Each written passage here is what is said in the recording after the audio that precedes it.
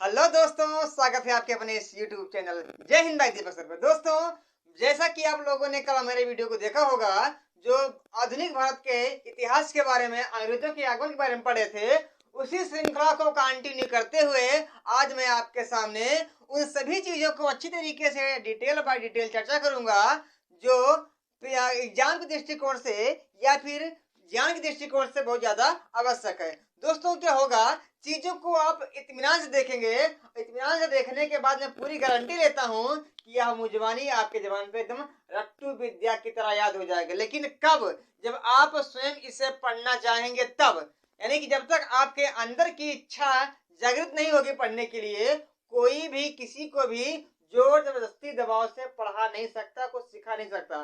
क्योंकि अगर खुद को पढ़ना आगे बढ़ाना है तो पढ़ना पड़ेगा, लेकिन पढ़ने के लिए आपको कुछ परिश्रम भी करना पड़ेगा। तो ज्यादा समय को ना लेते हुए केवल हम उस मुद्दे पहुंचते हैं जहां कल हम आप खत्म किए थे, उसी को आगे बढ़ाते हुए हम देखेंगे। कल हमने कहा खत्म किया था? कल हमने खत्म किया था कि 1613 ईस्वी में 1613 ईस्वी में क्या हुआ था, सूरत में एक प्रकार से तामसरो आया जहांगीर के शासनकाल में। और जहांगीर के शासनकाल में तामसरो आने के बाद क्या हुआ, यह अपने कंपनी को लगाना प्रारंभ किया।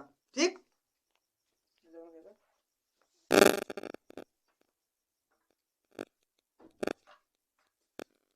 क्या हुआ कि 1613 ईस्वी में क्या हुआ, जहांगीर आ गया। जहांगीर के शासनकाल में तामसरो आ गया। तामसरो ने क्या किया, तामसरो बहुत चालाक था। बहुत चालाक के साथ साथ उसको फारसी अरबी तो नहीं आती थी, लेकिन यह बात बता दिया जाए कि वह इंग्लिश बहुत अच्छी तरीके से बोलता था। वह मनमोहक व्यक्ति था, इसलिए जहांगीर को अपने चंगुल में फंसा लिया।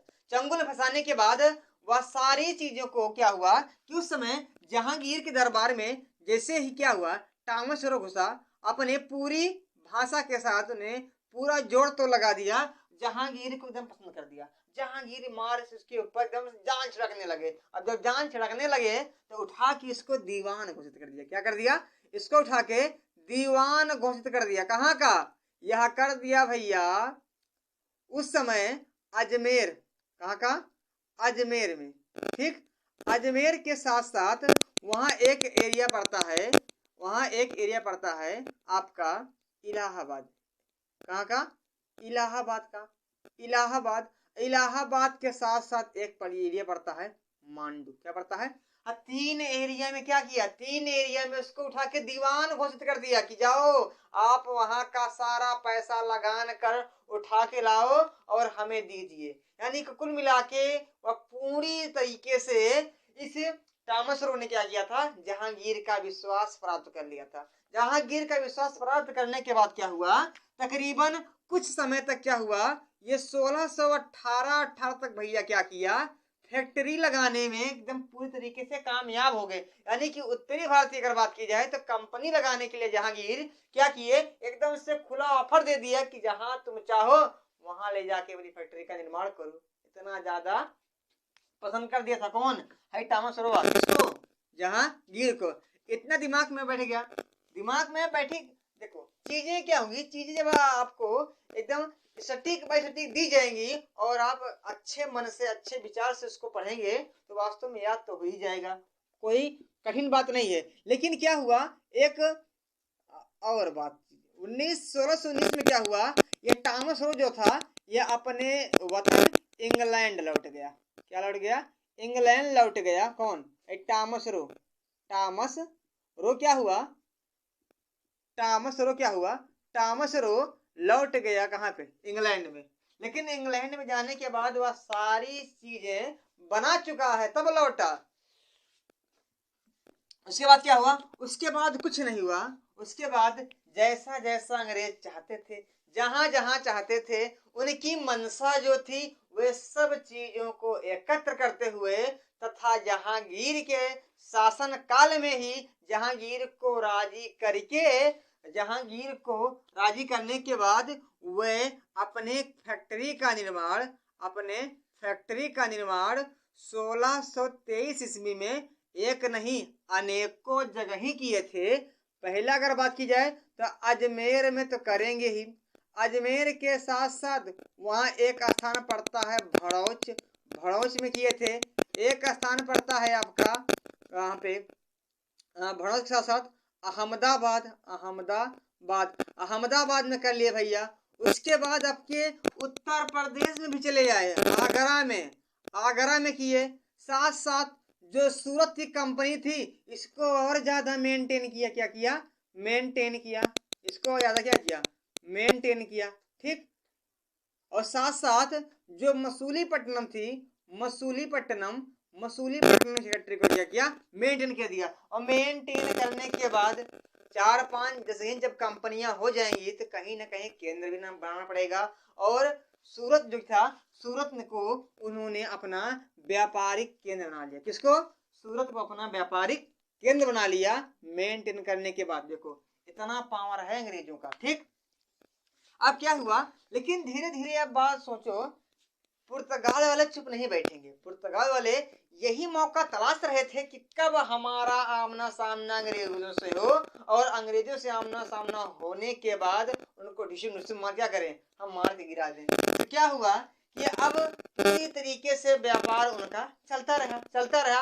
अब पुर्तगाल वाले क्या थे, वे अपने मौके को तलाशते रहे, और तलाशते तलाशते उनको मौका वास्तव में लग गया। कब, 1630 ईस्वी में। कब लग गया, 1630 ईस्वी का लग गया, उनको मौका लग गया। और मौका लगने के बाद दोनों की सेना क्या हुई, आमने सामने हुई। और आमने सामने हुई तो एक हुआ यहाँ पे महासंग्राम। क्या हुआ, एक युद्ध हुआ। किसके साथ, है पुर्तगाल वालों के साथ। और पुर्तगाल वालों के साथ किससे, है अंग्रेज से। किससे, अंग्रेज से। दोनों की सेना क्या हुई, आमने सामने हुई। और यह युद्ध कहलाया मैड्रिड का युद्ध। क्या कहलाया, एकदम चीजें देखो, मैड्रिड का युद्ध। क्या कहलाया, मैड्रिड का युद्ध कहलाया। ठीक, और इस मैड्रिड के युद्ध में क्या हुआ, अंग्रेजों ने एक बार फिर उठा पटक लगा के पुर्तगालियों का एकदम से हालत खराब कर दिया। मार्ग उनकी हड्डी उड्डी क्या हुई, एकदम बटोर दिए। ठीक, 1630 में फिर धीरे धीरे देखा गया कि अंग्रेज क्या कर रहे हैं, ये अपने सत्ता को आगे बढ़ाते ही जा रहे हैं, व्यापार को करते ही जा रहे हैं। और पुर्तगालियों का जो रवैया था एकदम से तहस नहस, एकदम से खराब होता जा रहा है। इससे क्या हुआ, अब अंग्रेजों को पूरा यह लग गया कि अब यहाँ से पुर्तगालियों को हमें भगा देना चाहिए, और सारी सत्ता, सारी पावर को यहीं पे लगा देना चाहिए। और व्यापार के चलते चलते अपने देश इंग्लैंड को हम बहुत शक्तिशाली बना देंगे।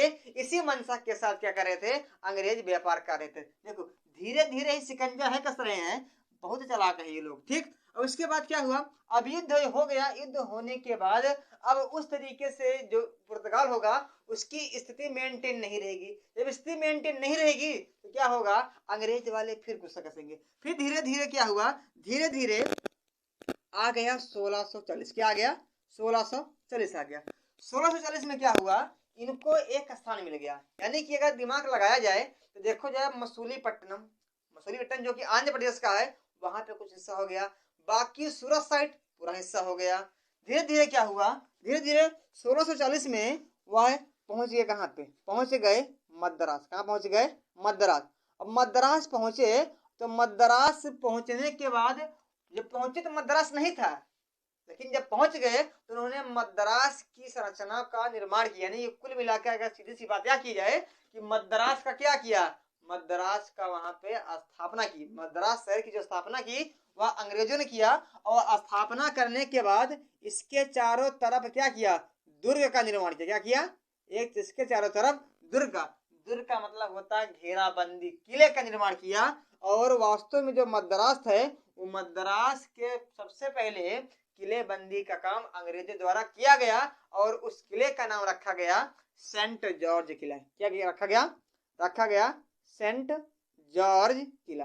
ठीक, कुछ नहीं है, बस इतना है। ठीक, उसके बाद धीरे धीरे क्या हुआ, अब देखा जाए एक प्रकार से सूरत का अधिकार हो गया, मसूलीपट्टनम पे हो गया, यहाँ पे मद्रास के सेंट जॉर्ज पे हो गया।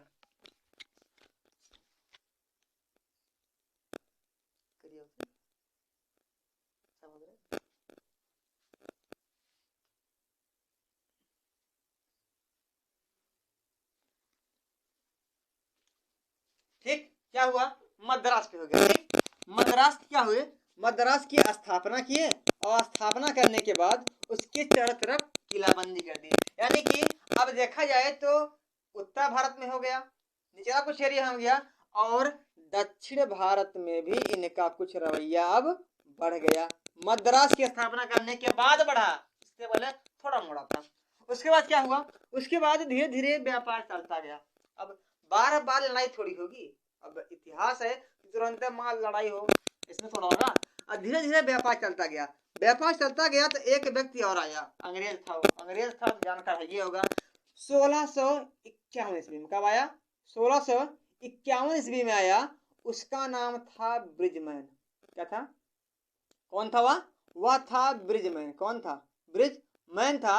इसी के नेतृत्व में क्या हुआ, ये बोला कि अब इधर दक्षिण भारत में कब्जा हो गया है, उत्तरी भारत में हो गया है, अब थोड़ा बंगाल साइड एरिया हमारा बचा हुआ है, क्या करें, अब बंगाल पे हमला बोलो। तो ब्रिजमैन ने क्या किया, उस समय हुगली, कहाँ, हुगली पहुंचा। कहाँ पहुंचा, हुगली पहुंचा।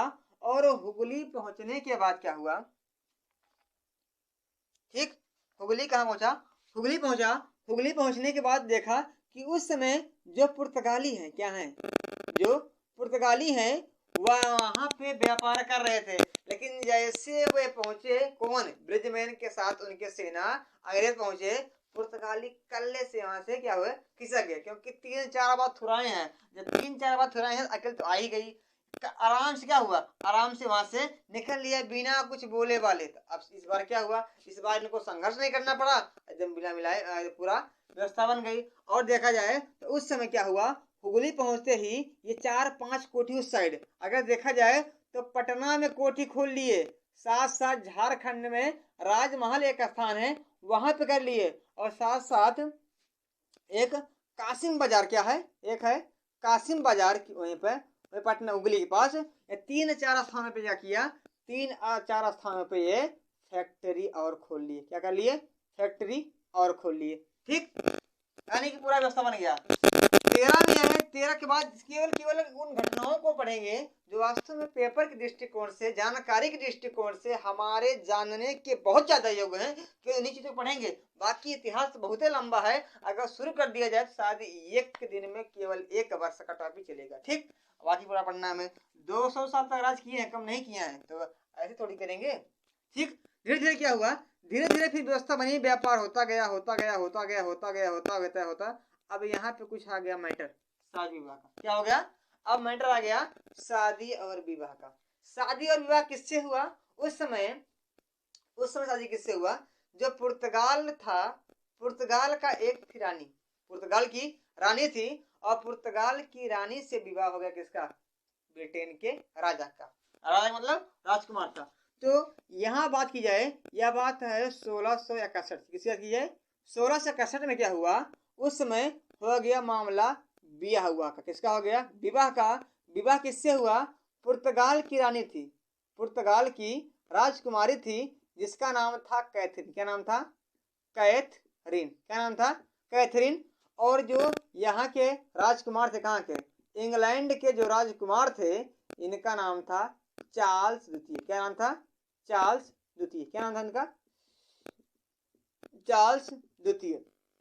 अब इन दोनों में होगी मैरिज, और जब मैरिज हो गई तो बुद्धिमान तो अंग्रेज पहले से हैं, मांग लिए मुंबई बंदर का। और मुंबई बंदर क्या था, उस समय अंग्रेजों का सबसे बड़ा अड्डा मुंबई हुआ करता था। मुंबई में बहुत सारी चीजें थी जो व्यापार से वो अंग्रेज और पुर्तगाल वाले करते थे। अब विवाह में क्या हुआ, चार्ल्स द्वितीय ने मांग लिया किसको, इस मुंबई बंदर को। ये लोग जान गए कि अब कोई मैटर लड़ाई झगड़े से ना किया, अब रिश्तेदारी बढ़ाया जाए।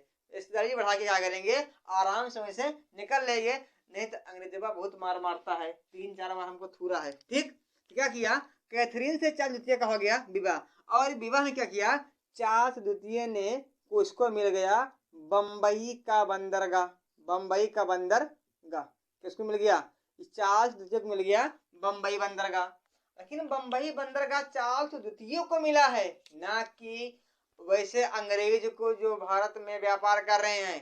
लोग रखिए, किसको मिला है, यह इंग्लैंड में मिला है, किसको, चार्ल्स द्वितीय को, ना कि ब्रिटेन से आए वह अंग्रेज जो भारत में व्यापार कर रहे थे उनको नहीं मिला है। अब क्या हुआ, धीरे धीरे व्यवस्था बनी 1667 में क्या हुआ, राजकुमार से मिलने गए, यानी कि बात विवाह की हो गई। यहाँ थोड़ी मोड़ी बात तो वहां तक पहुंचती थी और पूरा मैटर विवाह का होकर पहुंचा। यानी कि यहाँ पे जो व्यक्ति व्यापार कर रहे थे वो सुने कि हमारा जो चार्ल्स द्वितीय है उसका विवाह किससे हो गया है, पुर्तगाल की रानी किससे, कैथरीन से हो गया है, तो जिसको बंदरगाह उपहार मिल गया है। तो यहाँ से पूरी टोली गई कहाँ पे, लंदन में, और चार्ल्स द्वितीय के पास गई और कहा कि महाराजा हमको अपना जो बंदरगाह मिला है उसको दे दीजिए किराया पे, ताकि हम अच्छे से व्यापार वहां पर भी कर सकें। तो चार्ल्स द्वितीय क्या हो गया, चार्ल्स द्वितीय मान गया। तो चार्ल्स द्वितीय अपना बंदरगाह उठा के जो मुंबई मिला था वह दे दिया ब्रिटेन के व्यापारियों को।